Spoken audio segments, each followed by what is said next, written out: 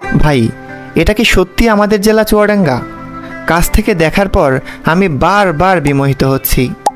ফেসবুকে অনেক ভিডিও দেখেতে সময় নষ্ট করেছেন, নিজ জেলার সৌন্দর্য একটু কষ্ট করে দেখুন, ভালো লাগবে।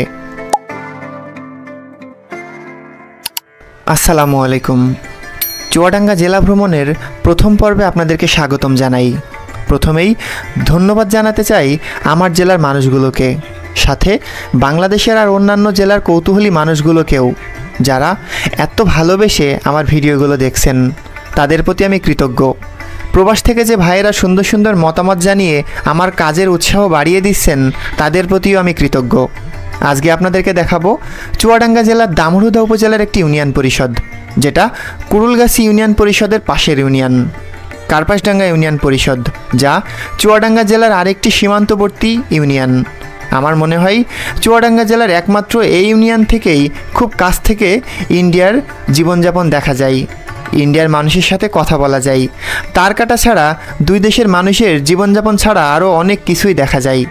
আজ আপনাদেরকে কার্পাসডাঙ্গা নিয়ে নতুন কিছু ইতিহাস ও ঐতিহ্যের গল্প শোনাবো। তো ভিডিওটা প্রথম থেকে শেষ পর্যন্ত দেখার পর একটা শেয়ার করার অনুরোধ রইল। যারা আমার মতো ঘোরাঘুরি করতে পছন্দ করেন, তারা এখানে আসলে নিরাশ হয়ে ফিরবেন না। কার্পাসডাঙ্গা ইউনিয়ন বাংলাদেশের খুলনা বিভাগের চুয়াডাঙ্গা জেলার দামুড়হুদা উপজেলার একটি ইউনিয়ন পরিষদ।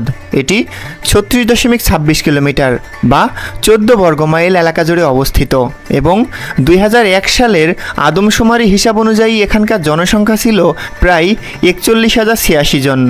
ইউনিয়নটিতে মোট গ্রামের সংখ্যা 17টি এবং মৌজার সংখ্যা 11টি। আরামডাঙ্গা, কার্পাসডাঙ্গা, হুদাপাড়া, পীরপুর কুল্লা, সুবলপুর, কোমরপুর, কুতুবপুর, কানাইডাঙ্গা, হরিরামপুর এছাড়া বেশ কয়েকটি গ্রাম নিয়ে ইউনিয়নটি অবস্থিত। ভিডিওতে এখন যেটা দেখছেন কার্পাসডাঙ্গা পুলিশ ফাঁড়ি বা পুলিশ ক্যাম্প হচ্ছে। কার্পাসডাঙ্গা পুলিশ ক্যাম্প, এই যে এটা এক ধরনের বাগান বাড়ির মতো, একেবারে খুবই আগের বার দেখে প্রথমবার যখন দেখছিলাম অবাক হয়েছিলাম।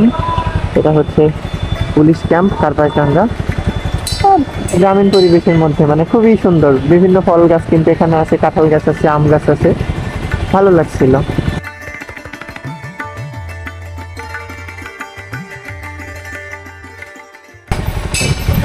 আসসালামু আলাইকুম ভাই, কিছু কথা বলতাম। সেটা হচ্ছে এই রাস্তাটা কোন দিকে গেল? সুবলপুর। সুবলপুর কি হচ্ছে কার্পাসডাঙ্গা ইউনিয়নের মধ্যেই? আচ্ছা, মোট আপনাদের ইউনিয়নে গ্রাম কয়টা আছে? 17টা। একটু বলতে পারবেন কি কি? মানে সবগুলো না থাকলেও যেগুলো বলতে পারেন আর কি। আচ্ছা ঠিক আছে ভাই, ধন্যবাদ। 1860-61 সালে নীল বিদ্রোহ হয়। এ সময় নীল বিদ্রোহ দমন তথা প্রশাসনিক কাজের সুবিধার জন্য নদিয়া জেলাকে 5টি মহকুমায় ভাগ করা হয়। এগুলো হলো কৃষ্ণনগর, রানাঘাট, চুয়াডাঙ্গা, মেহেরপুর ও কুষ্টিয়া। 1861 সালে চুয়াডাঙ্গা মহকুমা প্রতিষ্ঠিত হয়। প্রথম মহকুমার সদর দপ্তর ছিল দামুড়হুদা। তখন চুয়াডাঙ্গায় নীল চাষের জন্য একটি ব্রিটিশ প্রধান ঘাঁটি ছিল, বণিক ফ্রেডরিক অ্যাসকল। এখানে প্রথম বাণিজ্যিক কুঠি স্থাপন করেন। অ্যাসকল কাসিমবাজার নবাব স্টেটের কাছ থেকে পত্তনি বন্দোবস্ত সূত্রে এই সম্পত্তি লাভ করেন। এই কুঠির অধীনে ছিল চুয়াডাঙ্গা, কুষ্টিয়া, রানাঘাট প্রভৃতি এলাকার নিজস্ব 247 বর্গমাইল জমি। কুঠিরটির নিয়ন্ত্রিত এলাকায় 13,200 বিঘা জমিতে 9,000 মণ নীল উৎপন্ন হতো। এটির অধীনস্থ চাষি ও কর্মচারীর সংখ্যা ছিল 1,93,000। বর্তমানে কুঠিরটির মূল ভবন প্রায় ধ্বংসপ্রাপ্ত। টিকে থাকা ভবনটি 1983 সালে সংস্কার করে কার্পাসডাঙ্গা বালিকা উচ্চ বিদ্যালয়ে রূপান্তর করা হয়। নীলকুঠির এলাকায় ইস্ট ইন্ডিয়া কোম্পানির শ্বেতাঙ্গ কর্মকর্তাদের একটি সমাধিক্ষেত্র এখনও টিকে আছে।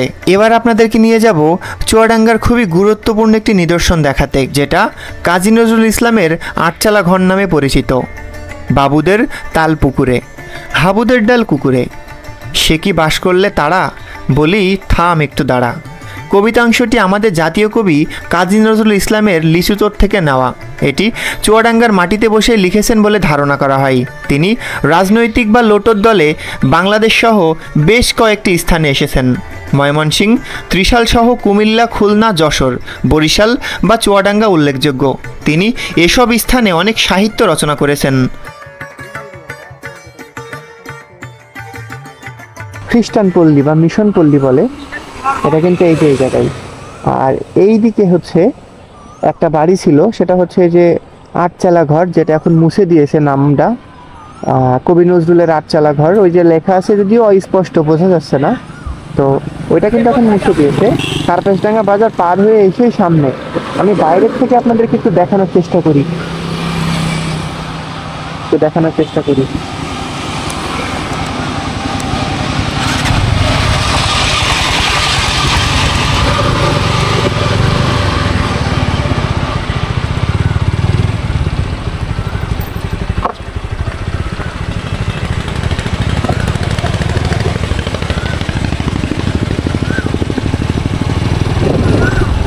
এই যে এটা হচ্ছে কবি নজরুলের সেই আটচালা ঘর, যে ওখানে হচ্ছে কিছু বিষয় বিবরণী বা হচ্ছে তৎকালীন নজরুলের নিয়ে, আসলে কাজী নজরুলের নিয়ে কিছু লেখা আছে।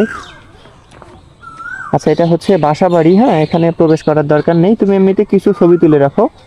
আটচালা ঘর, এখানে আসলে তিনি বেশ কিছু কবিতা কিন্তু লিখেছিলেন এখানে বসেই।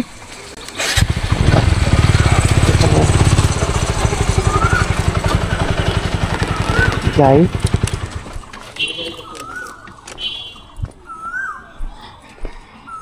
আটচালা ঘর, এখানে কিন্তু লেখা আছে যে 1926 সালে কার্পাসডাঙ্গার মিশন পাড়ার সন্তান কলকাতা প্রবাসী মহিম সরকারের আমন্ত্রণে কবি সহ সপরিবারে তার বাড়িতে আসেন এবং 2 মাস অবস্থান করেন। ঠিক এই জায়গাতেই কিন্তু 2 মাস অবস্থান করেন বাঙালি খ্রিস্টান শিক্ষক স্বদেশী কংগ্রেসের স্থানীয় নেতা শ্রী হর্ষপ্রিয় বিশ্বাসের বাস্তভিটাই প্রতিষ্ঠিত এই আকর্ষণীয় আটচালা ঘরটি ছিল তখনকার রাজনৈতিক, সাহিত্যিক, সাংস্কৃতিক এবং কর্মকাণ্ডের প্রাণপ্রিয় বিশ্রামাগার। আমাদের জাতীয় কবি কাজী নজরুল তরুণ বয়সে অনেকবার এসেছেন চুয়াডাঙ্গার দামোদর উপজেলার সীমান্তবর্তী জনপদ কার্পাসডাঙ্গায়। তার স্মৃতিধন্য খড়ের আটচালা ঘরটি এখন কালের সাক্ষী হিসাবে দাঁড়িয়ে আছে, কিন্তু ঘরটি বয়সের ভারে নুয়ে পড়েছে। কবি এ ঘরেই অনেক দিনরাত কাটিয়েছেন, সে ব্যাপারে কারোর দ্বিমত বা বিতর্ক নেই। তৎকালীন দামোদর উপজেলার ভৈরব নদীর তীরবর্তী কার্পাসডাঙ্গার মিশনপাড়া সরকার পরিবার ছিল জ্ঞান গরিমায় বেশ সম্ভ্রান্ত। এই পরিবারের সন্তান শ্রী মহিম সরকার চাকরির সুবাদে থাকতেন কলকাতায়। আমাদের জেলা চুয়াডাঙ্গার মধ্যেই ছড়িয়ে ছিটিয়ে আছে ইতিহাস ও ঐতিহ্যের গল্প। একটা একটা করে আপনাদেরকে দেখানোর চেষ্টা করব। এই দিকে কি কি গ্রাম চলে গেল? এই দিকটাই ঠাকুরপুর, চাকুলিয়া, ফুলবাড়ি। এই দিকটার কথা বলি তাহলে কিন্তু পীরপুর কুল্লা হচ্ছে আমার হাতের ডান হাতে চলে গেল। আর যদি এই দিকের কথা বলি তাহলে হচ্ছে ঠাকুরপুর সীমান্ত ফাঁড়ি। মানে চুয়াডাঙ্গা জেলাটা সীমান্তবর্তী একটা জেলা।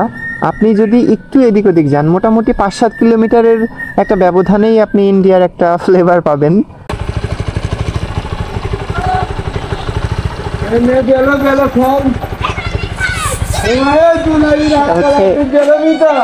দক্ষিণ চাকুলিয়ার সরকারি প্রাথমিক বিদ্যালয়। এখন কতটুকু একদম ছোট, এই যে এটা নবনির্মিত, এখনো নির্মিত হয়নি। আর ঠিক কতটুকু ছোট্ট একটা বিল্ডিং কিন্তু